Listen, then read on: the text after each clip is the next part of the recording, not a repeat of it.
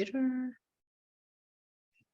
Welcome to Virtual Rolodex. We have been on a hiatus for a little bit as I learned technology. This was supposed to be Facebook Live, but still learning technology. So for those of you who are listening to the podcast, please note that you can go to YouTube and see our smiling faces. For those on YouTube watching us, thank you. TXCPA Houston did start a podcast because my biggest passion in life is bringing you contacts that can help you in your everyday life, whether you are a CPA in the community or just want to meet these awesome people. Today, as you can see, I have two guests, or if you can't see because you're just listening, I have two wonderful guests today. I have John, who actually is a repeat guest. He was on Tuesday Talks, and he is from MSI. And then I have Adam, and he is from Elite Risk. And I'm going to turn it over to you, John, first to once again introduce yourself, a little bit about MSI and why everyone needs them in your virtual Rolodex as a business owner. Thank you, Kristie. My name is John Dohn. I'm National Sales Manager for Management Services International. We are a CPA owned and operated company. We provide turnkey solutions for alternative risk transfer, as well as non-qualified deferred compensation plans. Won awards in our industry and have been around for more than 15 years. And today I'm very pleased to bring Adam Perea. He's Executive Vice President of Elite Risk today. Adam has been around the alternative risk management world for more than 15 years. I've been around the risk management world for a very long time as well. And by MSI connecting and collaborating with Elite, we're able to bring more business solutions to more business owners, more clients of those of you in public accounting, and able to take care of more of the issues that are out in today's risk management arena. And with that, Kristie, I'm going to send things over to you and Adam. Thank you. Thank you. And the reason John's doing that is because he does want to highlight what Adam does and how they can collaborate together. So first, Adam, introduce yourself a little bit. Tell us about Elite Risk, and then we'll get into how it's going to help everyone in my large virtual Rolodex behind me. Yeah, no, I appreciate it. Thank you, Kristie.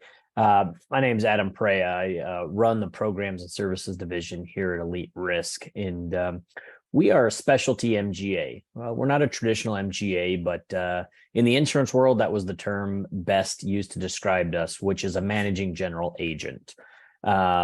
So with Elite Risk, we've partnered with MSI and Victoria to bring a solution to the market that they've needed for years, and a segment of the market that's been largely ignored. So we're here to help people take control of their risk management and provide better or more cost-effective solutions. So working with John and his team allow us to better deploy and utilize, those assets that we have, we, like I said, we're the MGA, exclusive MGA for MSI and Victoria, which we have our own paper with Victoria. So going back to a solution to the market that was ignored, can you give more background on that for those of us who we kind of understand risk management? And maybe that's where we need to start, but we're going to start with the solution first and then move backwards. But what was that problem being ignored, and I guess why? Yeah, so John and I have been in captives for a number of years. I've been in captives for over 10 plus years. And, you go to these conferences and you hear the same problems over and over, and everybody talks about how wonderful it'd be to have a solution. And some folks will even say they have a solution until you call them and realize they just told you they had a solution, but it's the same thing that everybody else offers. So we have these small to mid-sized businesses that write between $250,000 a year in insurance up to $2 million. In the commercial market, they don't get much attention. If their premiums are increasing because of the market, the hard market, they're being punished for their class code or what kind of business they are. And a lot of them have little to no losses, and they want to share in that underwriting profit. They want to take control of their risk management program. And the large carriers don't really make it financially conducive for them to do that. Because if they take a large deductible or something of that nature where they're gaining control of their risk, they're going to have additional expenditures, put out additional collateral or things like that. And that starts to whittle away about from the net effect of the program. So then it doesn't really benefit them at all at the end of the day.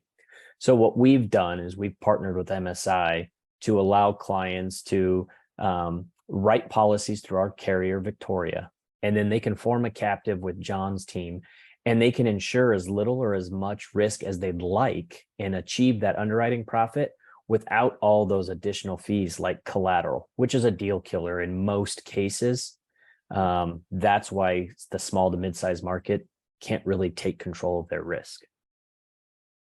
And you talk about the small and mid-sized market, and I am just thinking of the problem CPA firms are especially having, and that is they don't have the staff to deal with things like this. So can you explain how Elite Risk and MSI can help take a little bit of that burden off? Because I can just imagine as a CFO going, you want me to do one more thing? Because yeah, it's a little bit easy just to go with who we always go with because they already have our paperwork. But to go down this journey seems to be a little bit more work. And I'm sure it's just in the front end, but can you explain how that process goes? Yeah. So change can be scary, right? Especially in this market. Right now, a lot of companies are just running around making sure they can get coverage again and figuring out how much more that's going to cost them. And the thought of taking control of my risk and taking on more of that risk can be overwhelming, right? And they can almost have that, what they call it, analysis of paralysis, that they never make a decision because they're afraid to. And then, that's where John and I come in, and we have initial discussions with clients. Many CPAs will have a conversation with John and they'll say, I have clients that are complaining about the rising insurance costs. They have insurance that they can't buy anymore because carriers are exiting, or they have specialty coverage they can't get, and they're covering that with their balance sheet, right? They're funding it with their balance sheet, and they want to get that risk off of their balance sheet. So John has those initial conversations when people bring that to them, and John collects all the data, policies, loss runs, a little bit of financial data on the company. And then from there, really, John and I work together and say, what can we do for this client? So their work is done, right? And that's stuff they should have anyways. Mm-hmm. So we take that and we work together and we put together what we think is a great option, kind of like a pre-feasibility study. And then we go back to the client and say, here's what we found, right? You can write these policies. Here's how you split it up. Here's where you put it. There's so many different avenues for alternative risk transfer. It could be straight risk transfer, could be use of a captive, a blended solution. How much risk do you take? Is it a quota share? So there's a lot of insurance acronyms that I can confuse everybody with, but I don't want to use those. So once we get that, we go back to the client and say, here's what we have. And we include their insurance broker because we don't want to disrupt relationships. John and I don't really have any competitors. We can literally help anybody with our programs. So we go back and we want to strengthen those relationships. And as we're explaining the program, we walk them through the steps of John's team at MSI. You don't have to, as the business owner, know how to run an insurance company. You need to understand what you're doing, but John's team takes care of that, right? They do everything for you. They help you compile the information needed for the application. They file that with the regulators. They help you get licensed. They help you get everything up and running. Then from that day forward, they really take care of everything, right? The day-to-day operations, keep you in compliance, do the monthly reconciliation, end of year, things to maintain your license, the audit, the actuary, all of those things. So from a business owner, after the formation, John's team takes care of everything, right? They run it for you. So you don't have to know how to run an insurance company. You'll learn as it goes, but we take that burden off you. So you don't have to hire staff. And many times what'll happen is you'll learn that if you have a captive as part of your solution, it's just one extra step. Instead of you figuring out how much to pay and writing that check from your business, you figure out how much to pay and turn it into the captive, and the captive pays it. So it's not a lot of additional burden. And John and his team do a great job of taking care of everything. John, did you want to speak to this about how, as a business owner, we approach you and anything so that a business owner can be proactive in setting up a captive?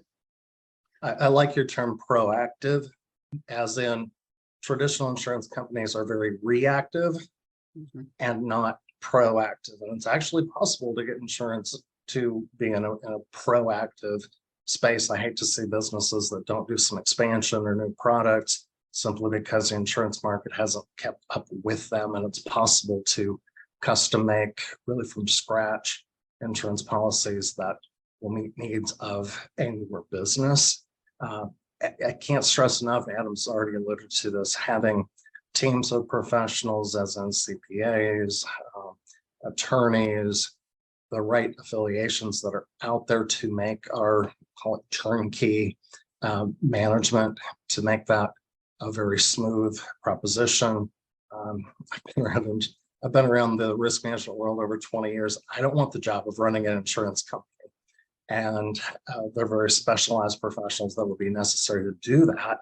So like Adam said, we bring that team in place, and that makes things a reality. And it's not something that you're concerned about. All business owners, CPAs have enough on their plates.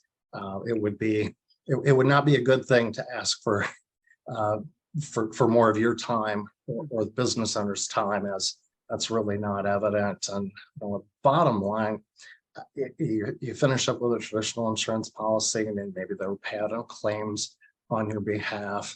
More than likely, those premiums are going to go towards subsidizing losses for others and to big insurance companies' bottom line.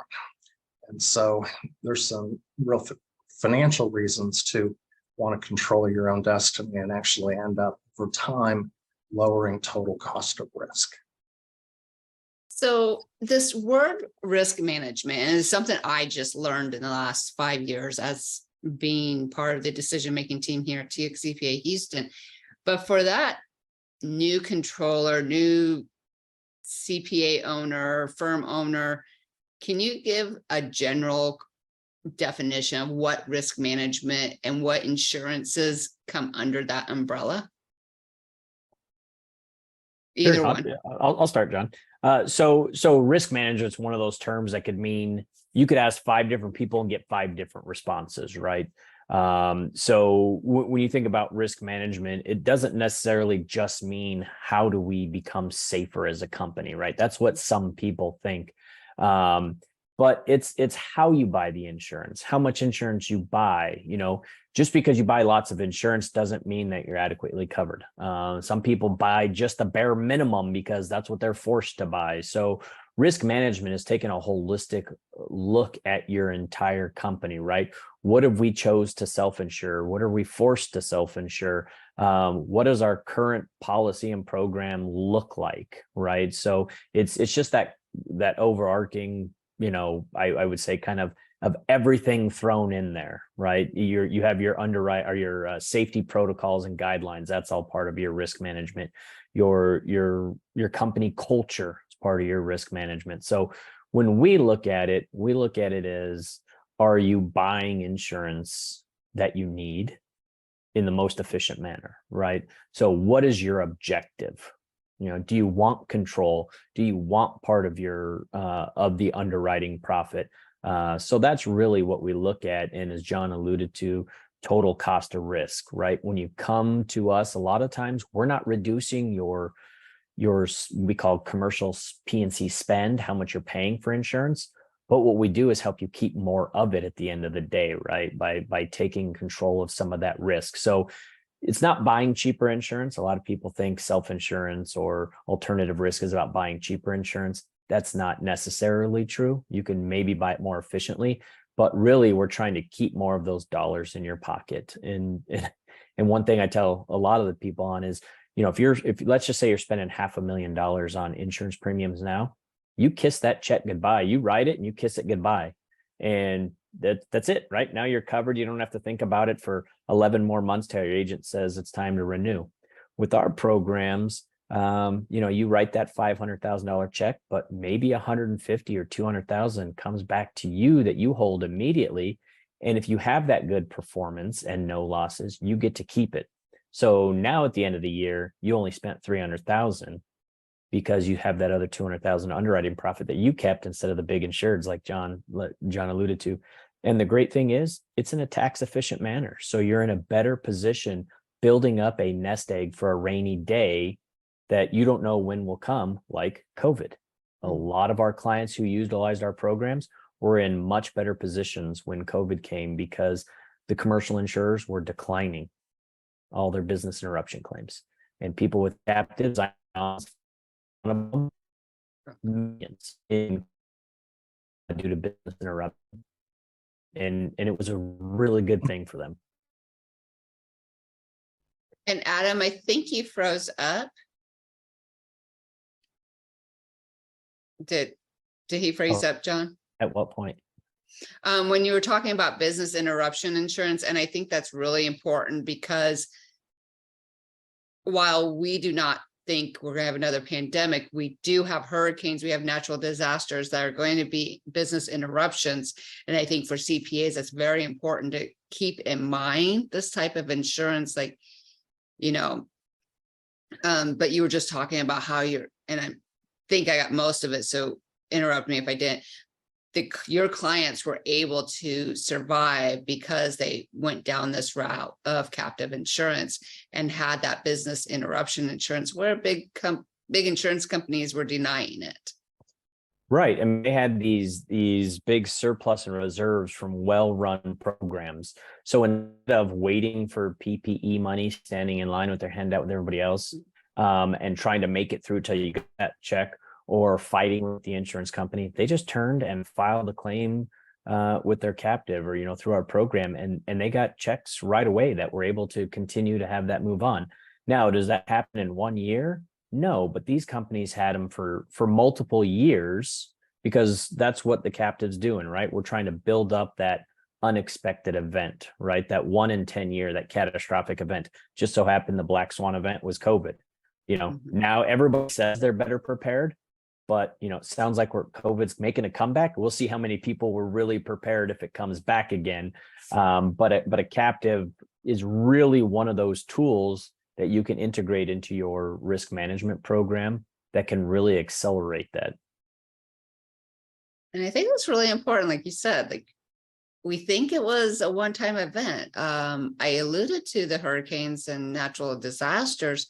So as part of the captive insurance program, is that also part of the coverage, or it depends on the client, where they are? Because I know we're in Houston, and so hurricane season's always like heightened alert of insurance policies. Yeah, we look at each individual client as, by themselves, right? John brings lots of clients in right now, a lot that are coastal, that have wind, hail exclusions or deductibles.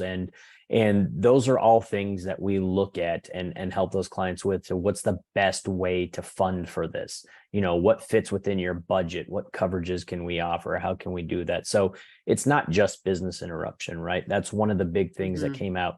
Reputation risk in the age of the internet is a big deal, right? With everybody is a keyboard warrior. But yeah, wind, hail, John's got a couple of clients that we're working on right now that are saying, hey, what's the best way to fund for this? I can't get coverage, or it's too expensive for me to buy. And really that's where we work together and say, hey, here's what we think works best for you, or here's your option. That makes sense. I have one last question, and it's high on my brain because of the fact that I've moderated panels on this and I've done my own scary research, and that's cybersecurity insurance. It's something new that businesses are having to do because of IRS regulations.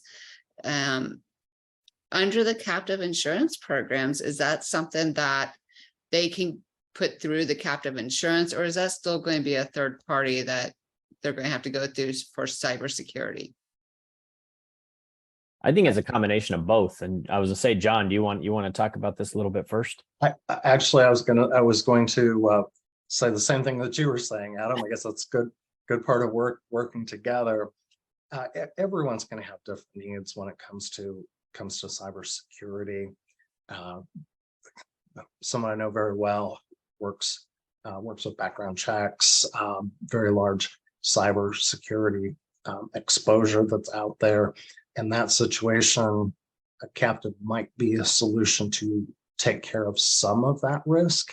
But I think Adam's assertion that it needs to be more than likely a combination to really figure out what's going to work is important. And it's not as though cyber liability is going to be in most business policies unless they're purchasing. There might be a small sublimit, might be 50,000, 100,000. That's it.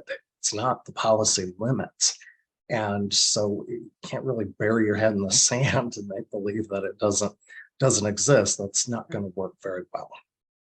Yeah, I mean, and CPAs, because of the data that they handle with tax returns and even the audited financials and such, and consulting, I think this is becoming more and more. And they're like, you have to get your ducks in a row and not just drag the feet anymore on this. And so that's why I wanted to ask the question I asked. But Adam, you were going to expand on it.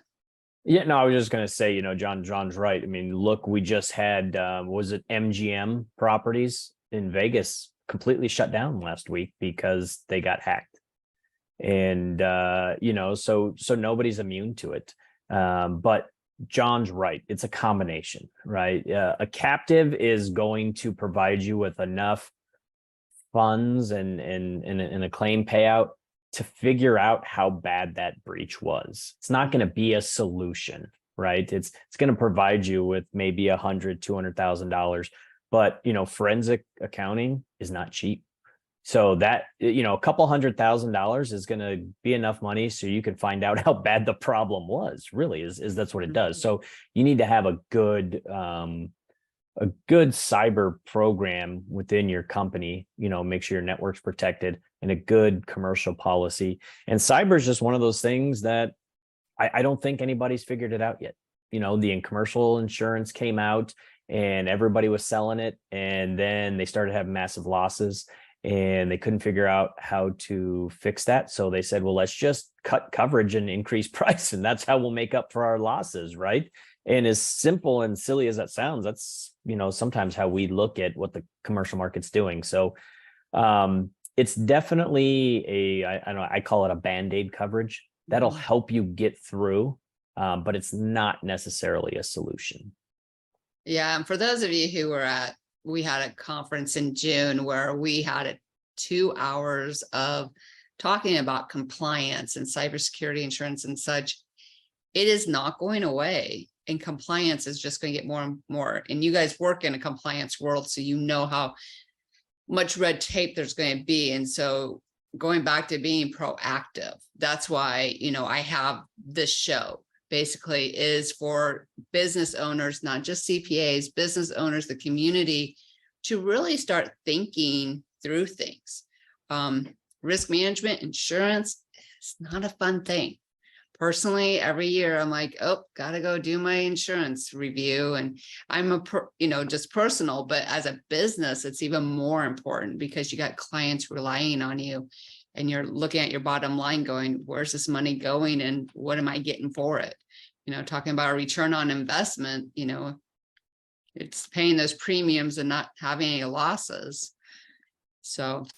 Yeah, we're here to make insurance fun. That's if that's an oxymoron, but what's nice about what we do is it's completely different than the kind of traditional go out to the carrier and see if you can get the cheapest insurance you can. Mm-hmm. We get creative. We show ancillary benefits. We can start getting into help with business succession planning and show them how that can help. So there's a number of different things we can assist with that can help, somebody's program or somebody's business profile and not just focus on the insurance. There's a lot of things we can do to help that. And when you start getting creative, kind of, get sparks will start to fly a little bit. And it's not just getting a piece of paper saying, oh, okay, now I know how much I'm going to have to pay this year. It's a little bit more fun. So it's like a little party. I know John likes to party. So any last comments? I'll go to John first. Any last comments you want to say?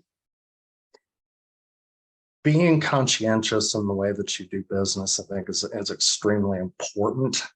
And that has benefits when it comes to risk management. Most businesses that are considering alternative risk transfer captives operate in a good, clean manner. They're trying to prevent claims as much as they can, watching out for their employees. And really, the captive gives those business owners an idea and an area where they can monetize that. And it's nice to be rewarded for doing the right thing. And Adam and I work with that and bring results for those that are conscientious in business. Awesome. And Adam, last comments? Yeah, really, it's simple. If you have questions about what we do or need clarification, don't hesitate to ask. And if you're not sure if you have a client that fits within the profile of what we do, again, reach out to John. No harm, no foul. Just ask, and we're happy to spend a few minutes with you talking through it. And John's contact information will be in the show notes. As I'm learning how to do this, it is so much fun. I want to thank you both for being here. I do want to put a shout out to John and MSI. As of January 1st, 2024, they will be a corporate sponsor of TXCPA Houston. So we're really happy about that relationship, because this information is important to CPAs, their clients, and the community of Houston. So thank you both, John and Adam, for being here. Thank you to those who listen to the podcast or watch the YouTube. I have a few more guests already scheduled. If you know someone that you feel would be a good guest, please reach out to me. My email will also be in the show notes. Love sharing the stories of individuals to build those relationships. So thank you.